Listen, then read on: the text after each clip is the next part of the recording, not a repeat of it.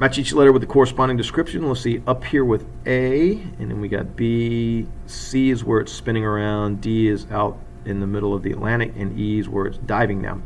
So it looks like A would be the upwelling of magma here. Basically, the D over top of that, that's going to be my mid-ocean ridge. And as we rip apart the crust, well, we unleash pressure on the mantle, and it allows it to melt, and that melt rises back up to the surface. And because we're partially melting the mantle, the rock that comes up to the surface changes. It goes from an ultramafic rock to just a mafic rock. It goes from peridotite to basalt. So basalt is being created here at the surface.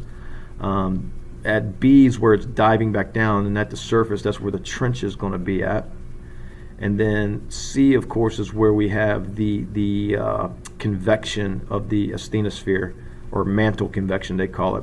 Hot stuff rising, the heat, and it pulls apart the upper crust. So the crust rides along on those convection currents. And then E is where it's diving back down. Well, that's subduction going on there, and that oceanic rock will subduct back down. And we can see right here there's a little bit of melt going on both sides, where I've got that oceanic plate hitting an oceanic plate, where that subducting oceanic plate melts, it rises back up, and that's where you're going to form volcanoes.